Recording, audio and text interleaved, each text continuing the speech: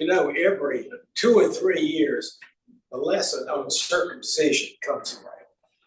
And I'll never forget Carol Simmons, had agreed to do the lesson before she found out it was on circumcision. Oh, that was great. So it rolled around this morning. And so needless to say, our lesson will be shortened today.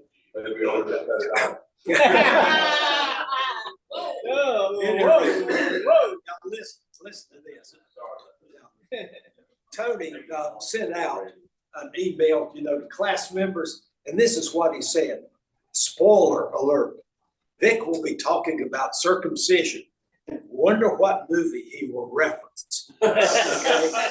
So that's a clear provocation if I've ever heard it. Is that what you wanted? Yeah, right. This is Jules. Bob wrote this. Yeah. What about swing blade? Yeah. Right. Well, just so you wipe it off. Anyway, listen. There we go. That's more what they use now today. I don't want to give anybody the willies, but anyway. So the lesson is faith triumphs, law fails. And the lesson today, though, is keeping the law inwardly. And from Romans 2, 1 through verses 1 through 29. And I suppose you could have called the lesson really a matter of the heart. And so I will go ahead and read first our text. Romans chapter 2, verses 12 through 24, and 28 through 29. All who have sinned apart from the law will also perish apart from the law. And all who have sinned under the law will be judged in accordance with the law. For it is not the hearers of the law who are righteous in God's sight, but the doers of the law who will be justified. When Gentiles who do not possess the law by nature do what the law requires, these, though not having the law, are a law to themselves. They show that what the law requires is written on their hearts, as their own conscience also bears witness. And their conflicting thoughts will accuse or perhaps excuse them on the day when, according to my gospel, God through Christ Jesus judges the secret thoughts of law. But if you call yourself a Jew and rely on the law and boast of your relation to God and know his will and determine what really matters because you are instructed in the law, and if you are sure that you are a guide to the blind, a light to those who are in darkness, a corridor of the foolish, a teacher of children, having in the law the embodiment of knowledge and truth, you then, who teach others, will not teach yourself. You who preach against stealing, do you steal? You who forbid adultery, do you commit adultery? You who abhor idols, do you rob temples? You who boast in the law, do you dishonor God by your transgression of the law? For, as it is written, the name of God is blasphemed among the Gentiles because of you. For a person is not a Jew who is one outwardly, nor is circumcision something external and physical. Rather, a person is a Jew who is one inwardly, and circumcision is a matter of the heart, by the Spirit, not the written code. Such a person receives praise not from humans, but from God. That's our lesson text for today. Some background. Paul wrote the letter to the church in Rome in around 58 AD, and the letter was near the end of his third missionary journey. Now, Paul had not visited Rome, but he had hoped to do so. Paul had knowledge of the issues of the church in Rome. However, although he hadn't visited Rome, he knew about the issues that the church was having. Now, there was dissension. There was a conflict between the Jewish Christians and the Gentile Christians. And the lesson manual notes that Jesus had been expelled, that the Jews had been expelled by the Emperor Claudius in 49 AD. And that's referenced in Acts 18:2. When Paul wrote the letter to Rome, Claudius was dead and the Jews had returned. And the book suggests that when the Jews returned to Rome, they might have wanted their previous positions of authority within the church back. The Gentiles had been doing it in the Jews' absence. Now, circumcision was a sign of the old covenant between God and Abraham, and an outward sign that they were Jewish, and of course, proud of it. Now, how does Paul deal with the conflict? Now, I'm remembering this from years gone by, and I think it was not Trevor Ethinger, but Albert Aymer, who taught a series of lessons one summer on Paul, and he went through the various letters. In the letter to the Romans, if I remember right, there were two tenement churches, one Gentile Christians and the other Jewish Christians. Now, the real question is, how does Paul bring them together and be a part of one Christian community? Well, first of all, when he said they were tenement churches, what's a tenement? And that first of all, these are not grand church structures, large buildings. They unearthed a tenement in Antioch. This was some program I'd watched on archaeology. And it had the structure like this. On the first floor, there would be basically the counter, how the public went to get services, to buy goods, okay? The second floor up, and this would be the whole building, the whole tenement floor, you'd have it as the warehouse, the storage area. And then the third area up would be where the family had its meals, where they would have guests or whatever. And it covered the whole square building, as large or as small as it was. And then on the fourth level, you had the sleeping quarters. Now, it was not the grand bedrooms that we have today, the central hallway and 3 bedrooms or whatever, 4 bedrooms. It was narrow hallways off of small sleeping chambers. So you might have 2 or more parallel halls, according to this excavation, off to the for the sleeping quarters. So that's what he means by the tenement churches. Now, the first issue that Paul deals with are the Jews are under the law, while the Gentiles are a part of the law. And what is under the law versus apart from the law? Well, when we're talking about the law, we're talking about the law that came down to them from God and from Moses, the Mosaic law. And there's one thing in the Jewish household, I've forgotten what it's called. When you walk in the door, on the wall, there's a structure about like this with 2 little scrolls in it, and in which the law is written. And the important thing is it's right by the front door. So you think of God coming into the house and also going out. You see the law, okay? Now, the law was given from God to Moses for the Jewish nation of Israel. Now, the Gentiles had not been given the law from God to Moses, yet they would have known about it. They would have known about the law and could not escape judgment, saying, well, I'm ignorant. I didn't know what the law was.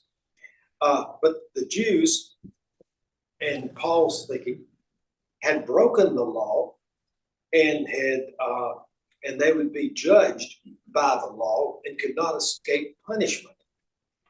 And then, of course, how does Paul address the conflict of 2 different communities with different traditions? And how strong, when you think of traditions, how strong these traditions are. and how difficult it would be to try to kind of leave that behind. Not that that's what Paul is suggesting.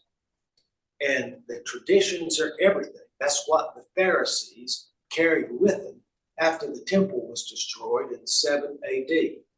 First of all, the Sadducees, that group of Jewish people in society, were no more. The temple was destroyed.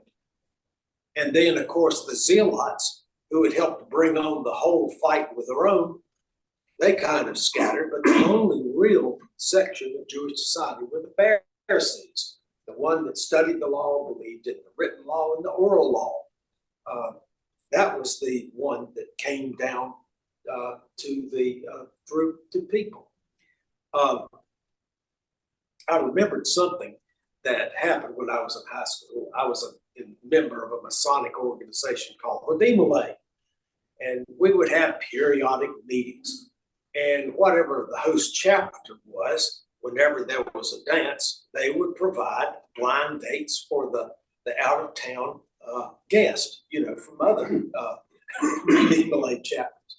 And so, Was this Boyd High School or Salisbury High or what? yeah, it was Boyd. Yeah, Boyd. yeah, Boyd High School. At any rate, the blind date that I got was a Jewish girl. I'll never forget her. Say Lindy Aronson, from Statesville, and her father was a jeweler, operator at a shop. And so, at any rate, I didn't know what was expected of me. I never dated a Jewish girl before. Well, I knew I couldn't take her to a barbecue joint. I knew that was right off. But at any rate, she later invited me to take her to the prom, and her prom in Statesville. And I thought, well, that'd be fine. But I'll never forget when after the prom, we came back to her house and she wanted to show me something. And it was a paper that she had written in high school on traditions and what they mean to the Jewish people and how important, absolutely important these traditions are, and how they really had to be, must be observed. That was really a part of their lives. And, I don't think I'd ever forgotten that. And she mentioned something else in that night. She was sharing this. She was going to be, she was in line to be editor of the yearbook of their high school in Statesville. And normally it would be the person who was the associate would move up automatically to the editor. And so they moved her up, but gave her a co-editor of another person who was, not Jewish. And it always rankled, Sig, that that she was entitled to it, but they didn't trust her. There was that edge to it, that bit of a conflict. And so I realized from that, something of what the tradition, really means to them. And then we get into the issue of justification and righteousness, and who is righteous in God's sight. And Paul makes the point that it's not those who hear the law who are righteous in God's sight, but those who obey the law who are righteous in God's sight. Now, the book that I was reading, the commentary, which is the yearly annual, noted that in courts today, the righteous can mean being free from penalty for breaking the law, that you've broken the law and and people know, and you're judged for breaking the law. However, you skip the penalty, okay? You're righteous, Now, an example of that, my dear daughter, Whitney. My other daughter was a lawyer, as my son, but Whitney went to the North Carolina School of the Arts. They know no boundaries, count no cost. Any rate, it's in Winston. They have their own symphony, their own school for film direction, for the ballet, for visual studies, which is what Whitney was doing. She got caught doing 85 going through Davidson County. And so, okay. She confused speed limit with the road, right? back. Yeah, right. At any rate, I went to court with her and I knew the assistant DA. And I said, hey, can you give me an improper equipment? That's like having a hole in your muffler, but you can have a hole in your muffler and be charged standing stock still. It's not a moving violation. Insurance points don't attach. It's a wrist slap. And so, the assistant DA said, yeah, I'll give it to you. And so anyway, the case is called up. The judge that was hearing it was an older man, white hair. He looked like he was ready to go to sleep. And I was embarrassed by all this. So after, giving the minimum fine, I said, Your Honor, I apologize to the court. This is my daughter. And I'll never forget what he said. Mr. Bost, we all have daughters.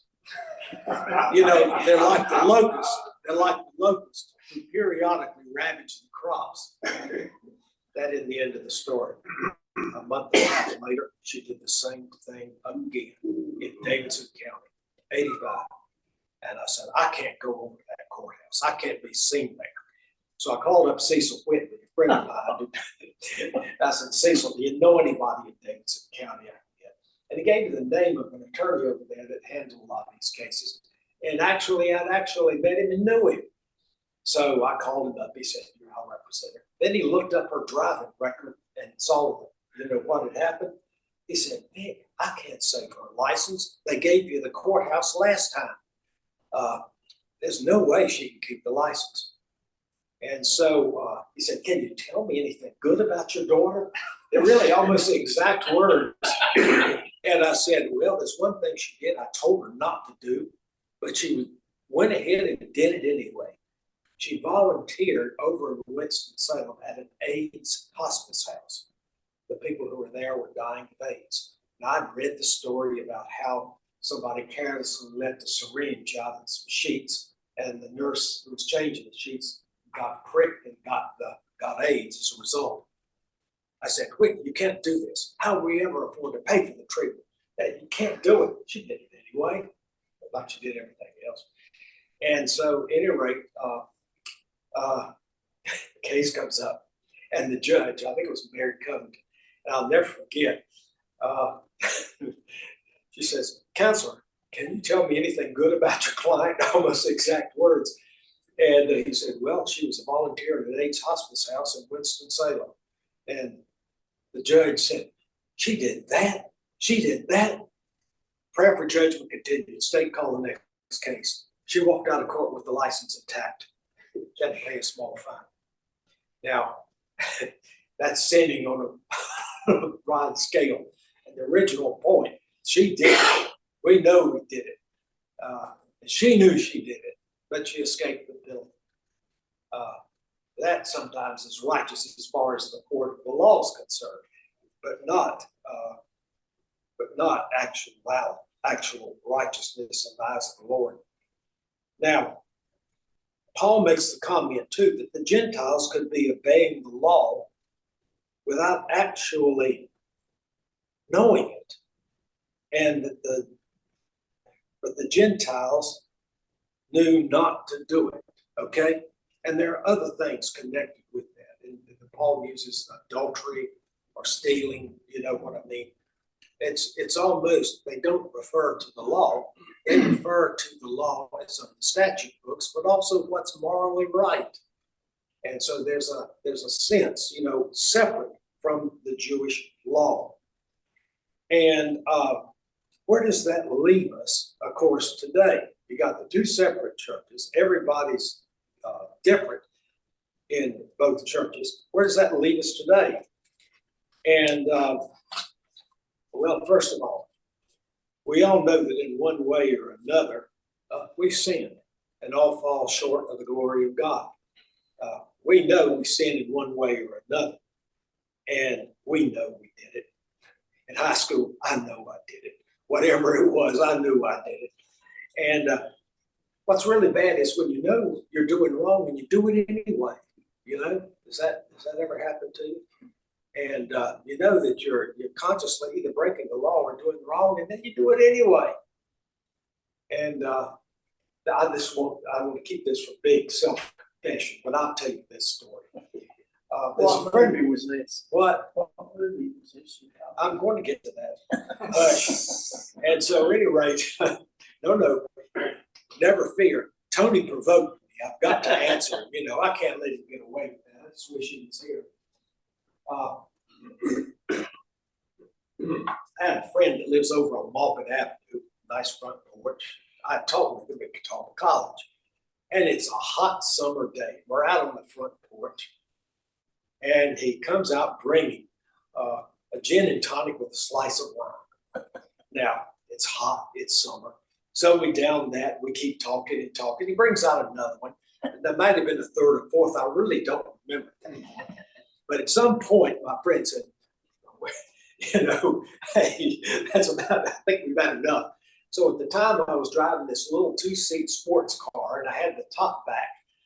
And I tried to leave and the door handle didn't seem to work. So I put my leg over the side of the car and it slid into the bucket seat. And my friend comes out and said, look, are you sure you're okay to drive? And I said, well, I'm in no condition to walk. And luckily I was able to keep, to get home. I was able to keep the car on the 8 lanes of travel, that I was traveling on. At any rate, that was a conscious breaking of the law and doing it anyway. And there's a lot of that. I think we're all guilty, not of this particular one, but of doing something that we really regret, that we wish we hadn't done. Now, since Tony baited me, it was a clear bait. I remember I worked with a guy at Clemson called General Allenwood Rigsby. He was the university counsel. Clemson loved to hire retired military. He had been one of the prosecutors at Nuremberg, and also he had been a lawyer for the Strategic Air Command after that when he retired. And so he had one thing.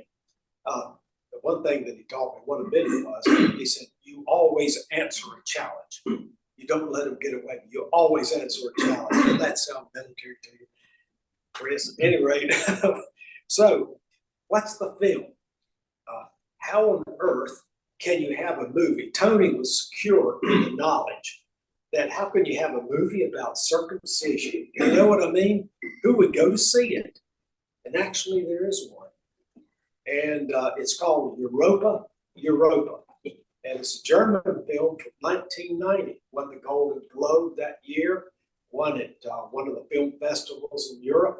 It was nominated for an Oscar in the United States for the script of a foreign film. And but it didn't get it.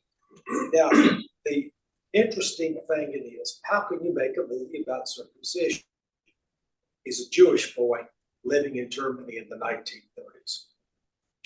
He's got, and if there was one outward sign of being Jewish, it would be circumcision.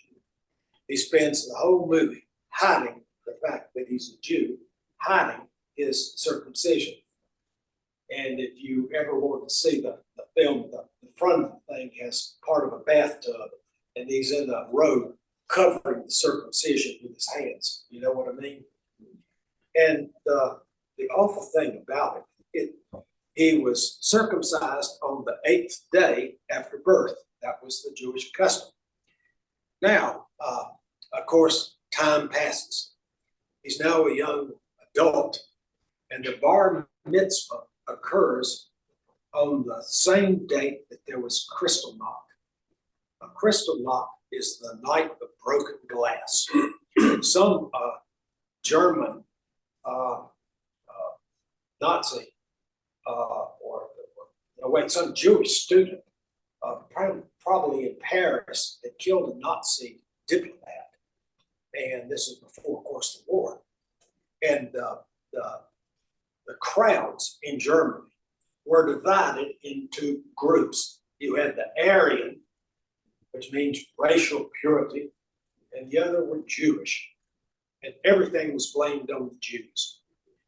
The crowds, whipped up in a frenzy by Hitler, attacked the Jewish businesses, broke out the glass of numerous shops and businesses. And when you see pictures of the era, you see the broken glass in the street, you see the damage it was caused. Have you ever wondered what it would be like to be on the inside of that shop as the crowds attacked and knocked out the window? Well, that's what happens in the film Europa, the young man who has had his bar mitzvah that day, as the crowds attack the shop and break out the windows.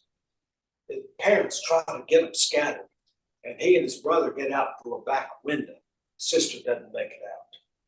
And the crowds break in, the girl's killed, hit in the head. When they come back to the shop later after the crowd's passed, the dead daughter's lying out on the floor.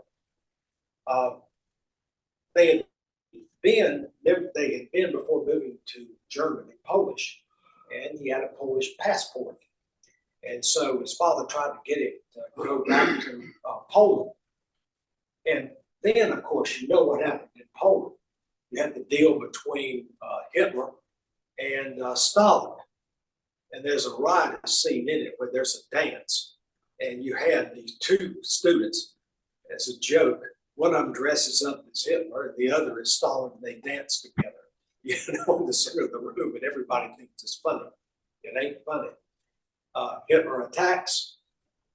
So the boy goes through one episode to another, trying to save his life. He's separated from his brother. Parents are gone. Later, you find out that they're killed. And through one thing or another, he got placed in a Soviet orphanage. The Germans attacked and destroyed the orphanage.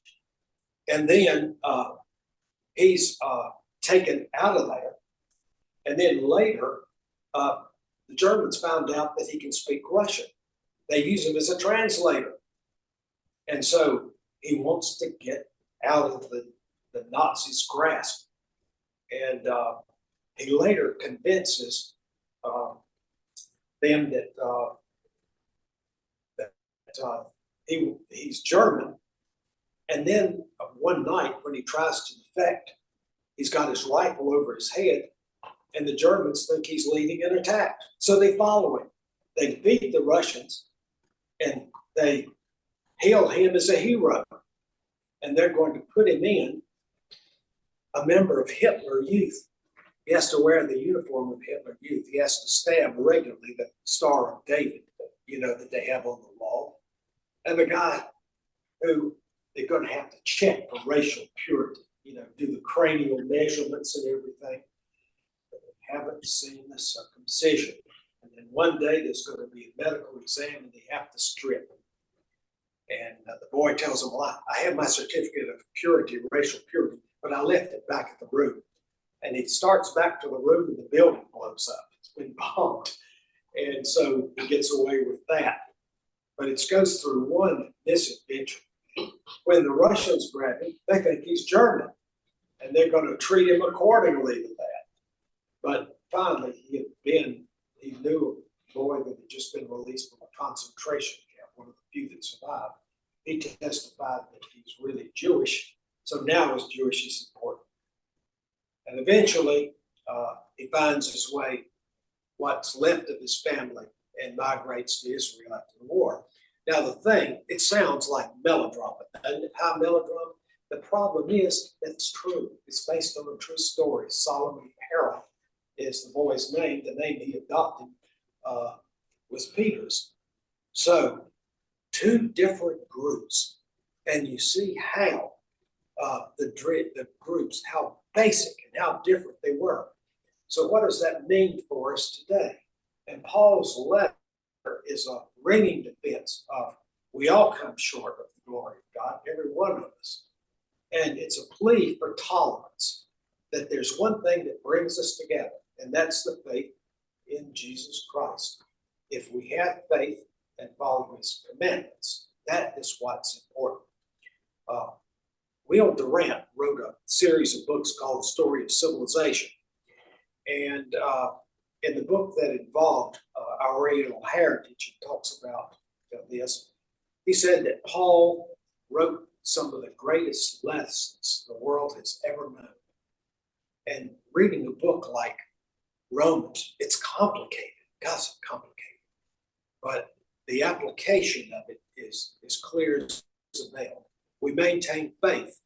Now, even in our class, we're different. We have different political ideas, different tolerances, different backgrounds, a lot of differences. But what binds us together is our faith in Christ.